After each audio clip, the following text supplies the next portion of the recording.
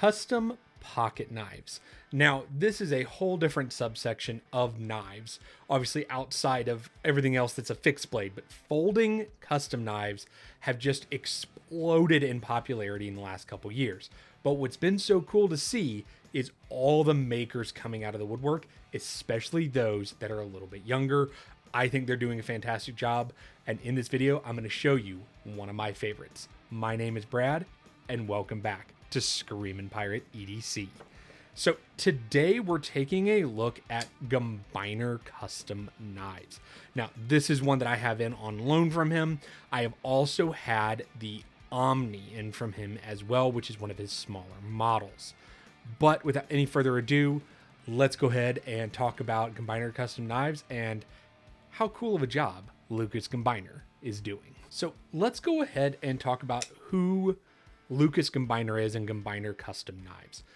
Lucas Gumbiner started making knives in 2017 when he was 17 years old. Well, you can do the math. He's 23.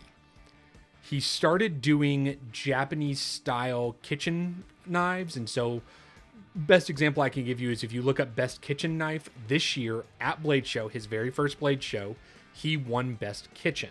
And it was this giant, and I say giant, but it was a solid, I would say 2-3 feet long tuna knife that looks like a sword.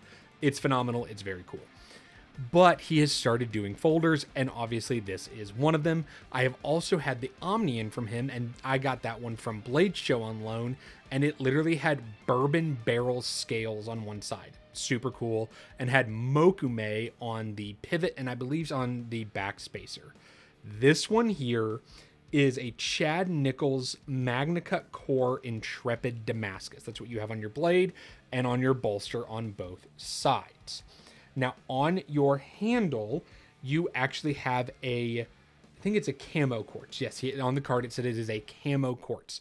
Now, what makes it special here? Obviously, it's on the scales, but look on the back. He has milled that into the back spacer and into the rear of the blade. He has literally milled that out and set this in. That's cool. I don't know of a lot of custom makers, even ones that have been doing it for a long time, that do that. So Lucas is doing some cool stuff. I mean, the transition here is basically perfect. I can't really feel it at all. And the action is just, it's buttery. Left-handed, guys. I'm a right-handed person. Great detent. Little bit of wrist. Oh, and the sound. The sound is always part of a knife. Just listen to this.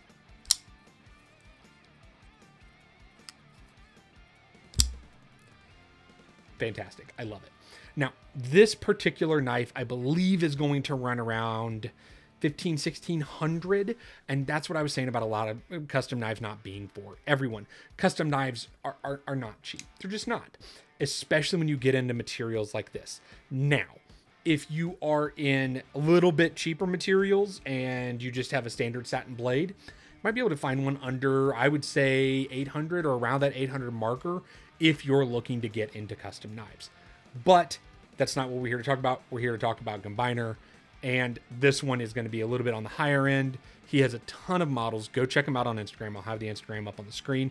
But I wanted those who do like custom knives and who have not heard of Gumbiner Custom Knives to see some size comparisons, and not so much size comparisons, but comparison to other custom work.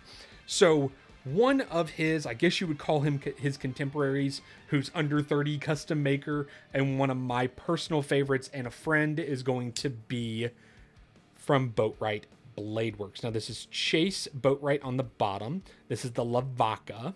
I won this one at Blade Show this year. And Chase is the protege of Jonathan McNeese. And as you know, I love McNeese knives. Wanted you to see these next to each other. After that, we're going to start going to more well-known. So first up, this is from Pena, from Enrique Pena. I picked this up at Blade Show, Texas. There you go. And then after that, another one of my personal favorites in the custom world and really up and coming very, very quickly is going to be Greg Schaub over at Sparrow Knife Co. This is a Strix. So this is my custom Strix from Sparrow Knife Co. Now, after that, let's go ahead and show off the Rain from SDK Knives. This is from Steve Dumkus. He is also one of the partners with Bad Habits Manufacturing that just did the Mofo, but there are 2 more customs next to each other. And then finally, this one isn't just one maker, it's 2 that collab together. This is the Hainu, this is number 6. This is Brian Brown and Keenison Knives together. So there you go, next to each other. Now, to an untrained eye, someone who isn't handling these, they look so similar. And honestly, the Gumbiner is really good, and it compares very well to these. And if you like his style,